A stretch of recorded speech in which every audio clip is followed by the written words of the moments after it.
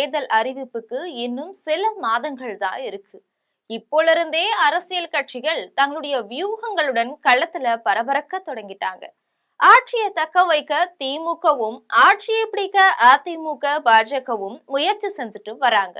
இந்த நிலையில டிசம்பர் முடியறதுக்குள்ள அதிமுக தேசிய ஜனநாயக கூட்டணியில பெரிய மாற்றத்தை கொண்டு வர்றதுக்கு பாஜக மேலிடம் முயற்சி செஞ்சுட்டு இருக்காங்க.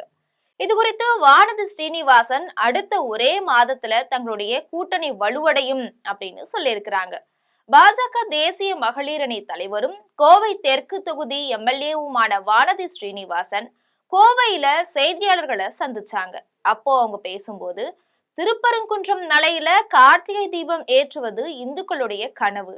அதுக்கு அனுமதி கொடுத்து உயர்நீதிமன்றம் மதுரை கிளை தீர்ப்பு வழங்கி இருக்கு.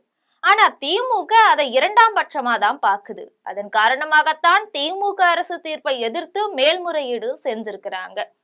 கம்யூனிஸ்ட், காங்கிரஸ் பெரிய கட்சியா, திமுக சிறுபான்மை மக்களுக்கான பாதுகாவலர் போல வேஷம் போடுவாங்க. அங்க மறுபடியும் ஒரு சிக்கலை உருவாக்குறதுக்கு தமிழ்நாடு அரசு முயற்சி செய்து அதை எல்லாருமே இணைந்து முறியடிக்கணும். சட்டமன்ற தேர்தலுக்கு இன்னும் சில மாதங்கள் தான் இருக்கு. அடுத்த ஒரு மாசத்துல தேசிய ஜனநாயக கூட்டணி வலுவான ஒரு கூட்டணியா உருவாகும். தமிழ்நாட்டுல நாங்க தான் பலமான கூட்டணி.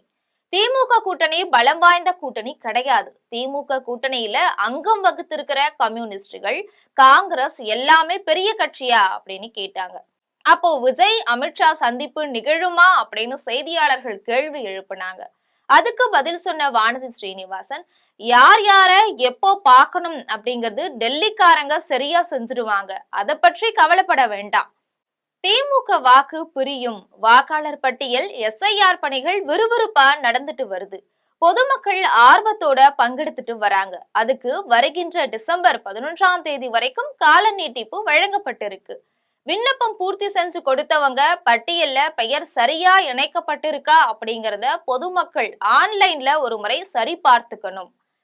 2026 சட்டமன்ற தேர்தல் பணிகள்ல பாஜக முழு வீச்சுல இறங்கி இருக்கு. வருகின்ற டிசம்பர் 7ஆம் தேதி கோவை மாவட்டம் முழுவதும் கூட்டம் நடத்த திட்டமிட்டு இருக்கிறோம். அமித்ஷாவுடைய தமிழ்நாடு வருகை இன்னும் உறுதி செய்யப்படல. சட்டமன்ற தேர்தல்ல திமுகவினரின் வாக்குகள் பிரியும். திமுக நிர்வாகிகள், தொண்டர்களே இந்த ஆட்சியை வீட்டுக்கு அனுப்பணும் அப்படின்னு முடிவு செஞ்சுட்டாங்க. நேற்று கமல், இன்று விஜய். தமிழ்நாட்டுல கூட்டணி ஆட்சியா இல்லையா அப்படிங்கறதையெல்லாம் 2026 தேர்தல் முடிந்த பிறகு ஆலோசனை செஞ்சுக்கலாம். கடந்த 2021 தேர்தல்ல கோவையில என்னை எதிர்த்து போட்டியிட்ட நடிகர் கமல் கட்சி இப்போ எங்க இருக்கு? திமுகவுடன் இணைந்து விட்டாங்க தானே. அதே போலதான் என்னை எதிர்த்து விஜய் கட்சியில போட்டியிட்டா அவங்க எங்க இருப்பாங்க அப்படின்னு அடுத்த பத்திரிகையாளர்கள் சந்திப்புல நான் சொல்றேன். கோவை அரசு மகளிர் கலை அறிவியல் கல்லூரிக்கு புதுசா கட்டிடங்கள் கட்டி கொடுக்கிறோம். என்னுடைய சட்டமன்ற உறுப்பினர் நிதியில இருந்து ரூபாய் 2.46 கோடி மதிப்பீட்டுல அந்த கல்லூரிக்கு புதிய கட்டிடம் கட்டி கொடுக்கிறோம். இருந்தாலும் அரசின் நிதிகளை பெறதுல சிக்கல் இருக்கு. அதிகமான பெண்கள் கல்லூரிக்கு வந்து கொண்டிருக்கின்றாங்க. அதன் உட்கட்டமைப்பை பலப்படுத்தினா பெண்களுடைய கல்விக்கு முக்கியத்துவம் கிடைக்கும் அப்படின்னு பேசியிருக்கிறாங்க.